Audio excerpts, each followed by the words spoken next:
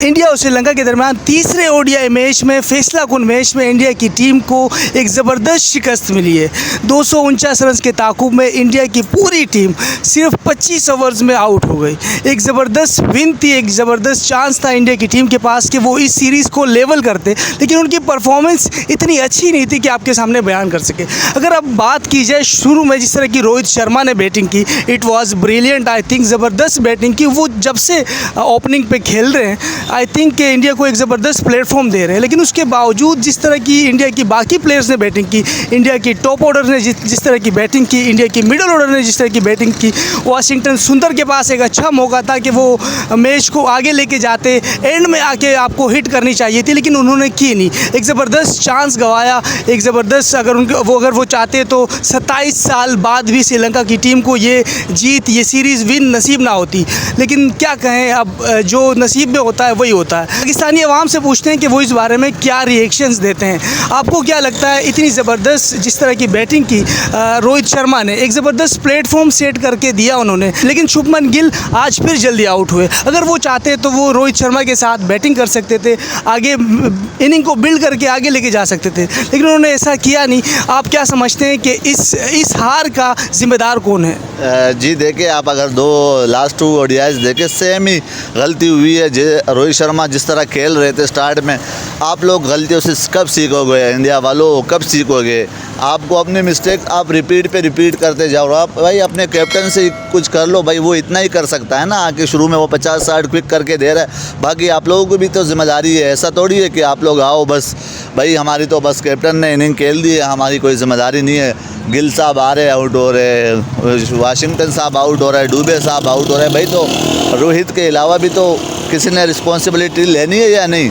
ऊपर से मैं कहूँगा श्रीलंका की जितनी तारीफ़ की जाए वो कम है, क्योंकि एक नई टीम है, एक नया कोच उनको मिला है। डोनित विला लगे कि आज तारीफ़ करनी पड़ेगी। जिस तरह 1 साइडेड उसने मैच जितवाया है आज, वो बेहतरीन था। वो तो उसको जितनी तारीफ़ की जाए कम है। उसने एंड में आके कुछ बैटिंग भी की और बॉलिंग भी अच्छी की उसने।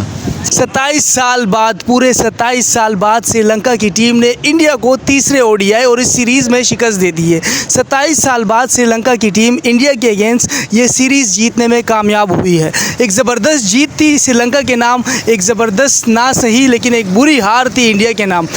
अगर बात की जाए ओडीआई मैच में और रोहित शर्मा और विराट कोहली के होते हुए इंडिया की टीम को शिकस्त मिल रही है, तो आई थिंक ये बहुत बड़ी नाकामी होगी टीम इंडिया की। जिस तरह से सब एक्सपेक्ट कर रहे थे वर्ल्ड कप के फ़ौरन बाद के इंडिया की टीम किस तरह नज़र आएगी, क्योंकि जब आप वर्ल्ड चैम्पियन बनते हो तो दुनिया आपको देखती है, आपके मैचेस को दुनिया अप्रिशिएट करती है, आपके मैचेस पर दुनिया की नज़रें होती है। ख़ास तौर पर मैं एज अ पाकिस्तानी, मुझे अब जब वर्ल्ड कप में जो पाकिस्तान की परफॉर्मेंस थी उससे ज़्यादा मुझे इंडियन टीम पे मेरा फोकस था कि ये आगे जाके बहुत कुछ करने वाले हैं। लेकिन इस सीरीज़ ने मुझे काफ़ी मायूस किया है, क्योंकि मैं सोच रहा था कि इस सीरीज़ में श्रीलंका की टीम को तो इंडिया काफ़ी डोमिनेट करेगा, लेकिन ऐसा हुआ नहीं। आपको क्या लगता है इस सीरीज़ का जिम्मेदार, इस सीरीज़ की हार का जिम्मेदार कौन है? इस सीरीज़ का मैंने तो आपको यही कहा कि इंडियन बैटर्स ही है, जो मिडल ऑर्डर है वही है। तो आप बैटर्स को इस चीज़ पे काम करना चाहिए कि जब आप इंडिया में खेल रहे होते हैं तब आप अच्छे खासे रन बना रहे होते हैं। आपको जो अवे सीरीज़ होती है उसमें जाके थोड़ा प्लेयर्स को ट्रेन करना चाहिए। आपको थोड़ी IPL कम खेलनी चाहिए, आपको थोड़ा कंट्री को ज़्यादा तरजीह देनी चाहिए। तो अगर अवे भी ये प्लेयर मेहनत करे तो सब टैलेंटेड बैटर है, इंशाल्लाह आगे जाके इनसे उम्मीद है। जिस तरह से मौका था आज वाशिंगटन सुंदर के पास, आप छोड़ेंगे अगर आपकी टीम की 8 आउट हो चुके हैं, आप अपनी टारगेट के पीछे जाएं। आपका टारगेट अगर 249 है, आप खड़े हुए क्रीज पे 30 रन बना के, जब कोई प्लेयर 30 रन बनाता है इट मीन्स कि वो उसको फुटबॉल नज़र आ रही है। तो अगर आप थोड़ा सा इनिंग को बिल्ड करते, जिस तरह कुलदीप आपके साथ खेल रहे थे, आपको सिंगल डबल पे फोकस करना चाहिए था। आपके पास 150 गेंदें थी, आप उसको इनिंग को बिल्ड करते, आप इस मैच को आसानी से थोड़ा विन के करीब लेके जाते, वहाँ आप हिट करते तो समझ आता। लेकिन आपने स्टार्ट में ही मौका लेना चाहा और आप आउट हो गए। इस विन का अगर आज इंडिया की टीम हार चुकी है तो आई थिंक इसका जिम्मेदार 50% वाशिंगटन सुंदर भी है, क्योंकि उन्होंने ऐसा शॉट गलती से नहीं खेला, जानबूझ के खेला होगा, क्योंकि आपको हिट की ज़रूरत नहीं। आप सिंगल डबल करें, आप मैच को आगे लेके जाए, इनिंग को बिल्ड करें। हो सकता है कि आगे आने वाले वक्त में आपकी आपके लिए चांसेस ज़्यादा बढ़ जाए, लेकिन आपने उस जल्दी में आपने हिट को फोकस किया और आप आउट हो गए। आई थिंक कि वाशिंगटन सुंदर इस डिफीट का जिम्मेदार है। आप किसको मानते हैं? जी, मैं अब अकेला आप कह सकते हैं कि वाशिंगटन सुंदर, लेकिन बाकी प्लेयर पे भी जिम्मेदारी आयद होती है। बाकी जैसे इंडिया ने जब मैच स्टार्ट हुआ तो रियान पारक की बहुत अच्छी चेंज थी, जिस तरह उस लड़के ने आके विकेटें दिलवाई है। जब श्रीलंका खेल रही थी कुछ 100 के करीब उनके रन थे और 15-16 ओवर हुए थे। मैंने कहा आज तो 290-300 श्रीलंका लाजमी करेगी। फिर वो जो नया लड़का रियान पारक, मैं कहता हूँ आपने इस लड़के को पहले 2 वनडे मैचों में क्यों नहीं खिलाया? उसने जिस तरह की बॉलिंग की है इन पिचेस पर, ऑफ स्पिनर है लेकिन बीच में गुगली भी डाल रहे थे, कैरम बॉल भी कर रहे थे। बहुत अच्छी लगी मुझे उसकी बॉलिंग, उस लड़के में टैलेंट है। आपको ये चीज़ें पहले करनी चाहिए थी, आप एक्सपेरिमेंट थोड़ा लेट कर गए। लेकिन मैं समझता हूँ कि इंडियन के बॉलर्स की फिर भी इतनी गलती नहीं है, क्योंकि अगर 240, 230 या 220 या 250 ये तो ओडीआई में ऐसा स्कोर होता है जो कि चेसेबल है। मैं यहाँ पे ब्लेम दूंगा बैटर्स को, जो रोहित का कोई भी साथ नहीं दे सका और छोटी छोटी पार्टनरशिप कोई भी नहीं लगा सकता, यही वजह है।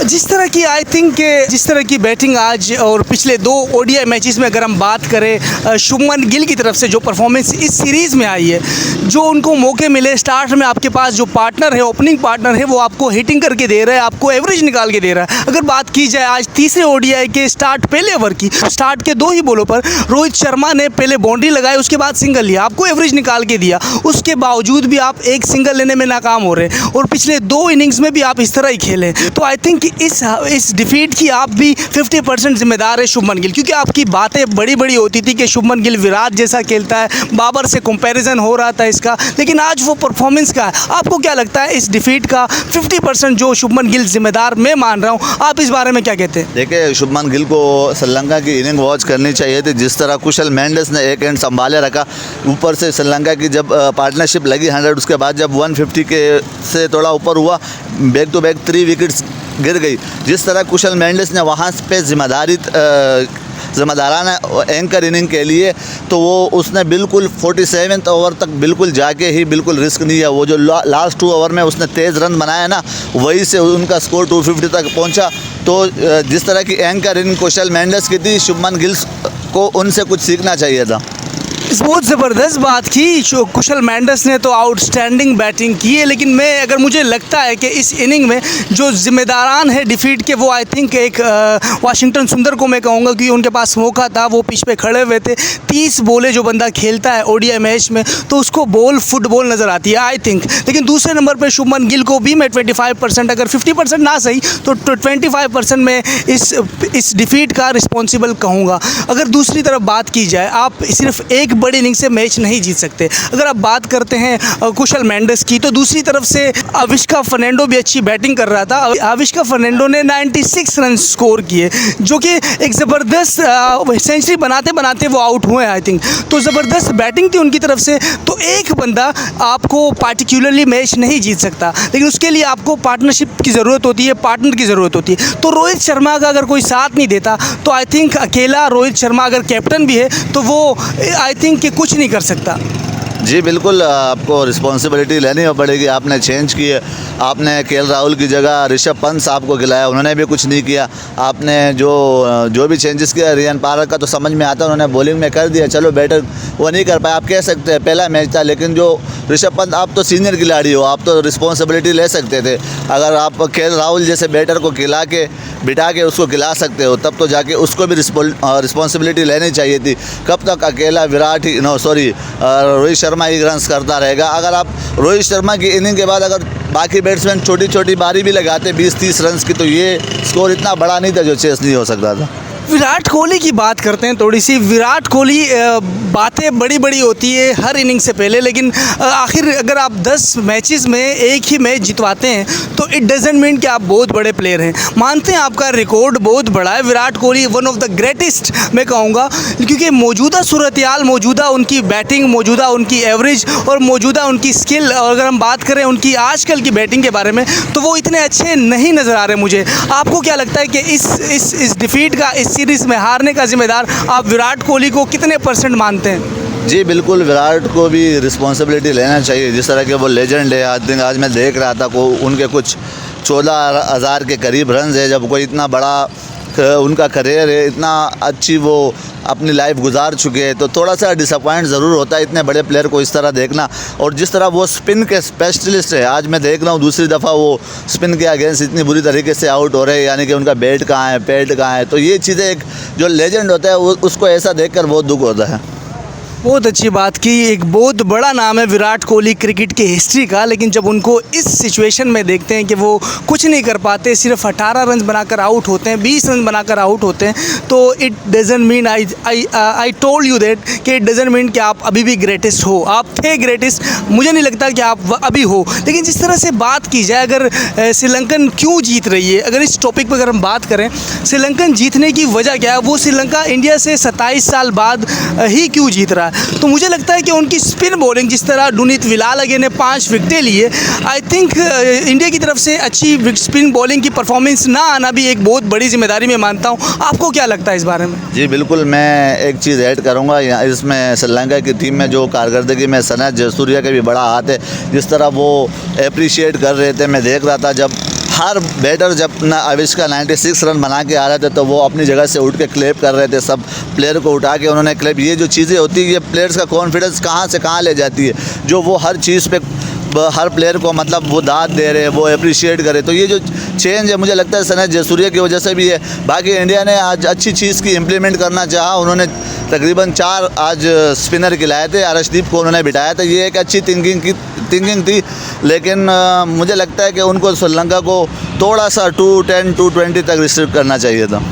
बहुत अच्छी बात की। सनत जयसूर्या के आने के बाद श्रीलंकन टीम पर काफ़ी फ़र्क पड़ा है, उनकी स्पिन बॉलिंग उभरी हुई है उसके बाद, सनत जयसूर्या के आने के बाद। लेकिन अगर दूसरी तरफ देखा जाए, इंडिया की हार की तरफ देखा जाए और श्रीलंका की 27 साल बाद सीरीज़ की जीत के ऊपर अगर बात करें, तो इंडिया की परफॉर्मेंस, आई थिंक इंडिया का मिडल ऑर्डर भी इस हार का जिम्मेदार है, आई थिंक।